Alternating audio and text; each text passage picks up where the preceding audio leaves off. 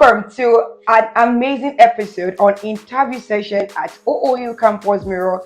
I am Precious Akintinubo and I'll be your host today. On today's episode, we are having a prominent student of Olabisi Onabanjo University who recently just won the sum of 10,000 USD dollars at AFEX competition through his project Farm Central Intelligence. And yes, we are so excited to have him here in the studio today. Yakubu Temitope, how are you doing? Please say hi to the viewers. Good day to you all. My name is Yakubu Temitope. I'm a computer science student from Olabisi Onabanjo and I piloted the program Farm Central Intelligence, which was part of the program from AFEX Code Cash Crop 4.0 competition. And yes, you're able to win, you're able to emerge as the winner. Wow! Like it's really an amazing one when I got to hear about the project, having to be in the 2-day boot camp, right? The 2-day boot camp, yes, it's amazing. I guess officially we congratulate you here. So yes, quick to the questions we asked you because you are the hot seat today at the interview session. First of all, congratulations again. And so can you tell us more about the project that earned you this $10,000? Okay, firstly, AFEX is a commodity trading platform and it has been in existence for a while. So every year they have this kind of competition where youth comes together to develop solutions to some of the emerging problems in our communities, probably around agricultural finance and all of that. So this year, I think it focused on financing, then input knowledge and all of that. So the idea was to develop a solution that actually help farmers to, get more outputs while also kind of putting them on the financial coverage. Okay. And so that was how I got in as an entrepreneur. I feel like, okay, this is a problem that I could actually figure out, put a solution on. And with the money on top of that, I knew very well that I had to work my best. So that was how I got involved. Then I had to deliver a kind of technology that focused on, upscaling the farmers, giving them knowledge, because we know that at the point of everything, knowledge is strength. Yes. So with the knowledge, the farmer could actually improve. They could move from 1 point to point 10. They have the resources. They have it's not like they don't have the resources. They have the resources, but it then comes to how they are able to use the resources. So we try to, apart from upskilling them and making sure things are available, we try to also give them the knowledge there. Okay, this is what you do to get this. This is what you need to do to get this, and that is what we focus on at Farms here. Okay, all right, that's really amazing. So, how were you now able to really? What was the process during your course in the boot camp? Like, it's a 2 days boot camp. Right? Can you just give us few information about your experience in the boot camp? Okay. The competition follows a 3-process selection. Okay. The first one is when you put in online applications, and I think we have more than 200 plus applications from 2 countries. Then the first selection is taken where you go for the semi-final.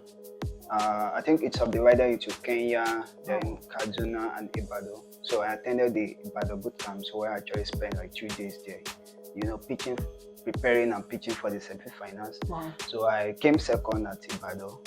Then I later went for the final in Lagos.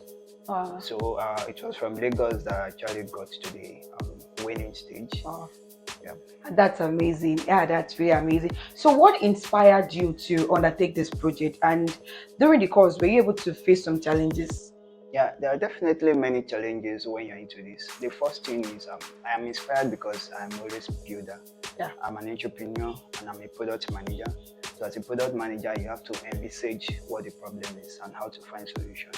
Then as a student of computer science, we are always trying to apply technology to the best of humanity.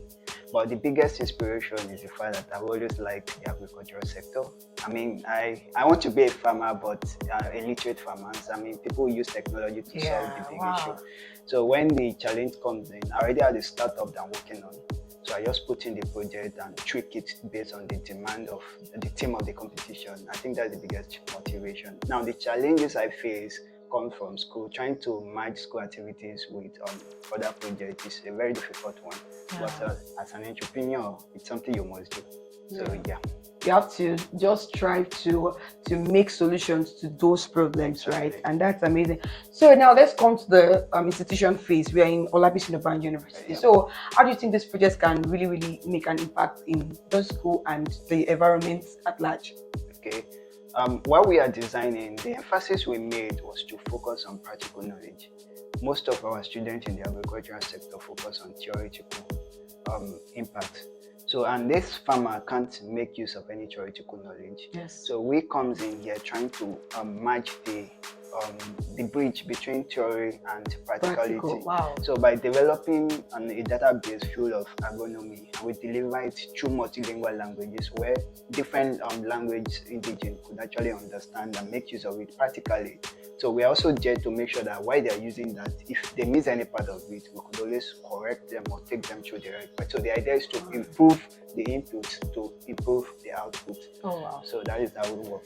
All right, that's amazing. So finally, many students aspire to achieve similar success. So what advice would you give to students who are striving to get to this stage? You know, the stage of working on projects like this and that can bring in profit for them. I know, of course, some students actually have these ideas and more, but then they have the issue of getting grants to be able to implement them. So what advice can you give to them?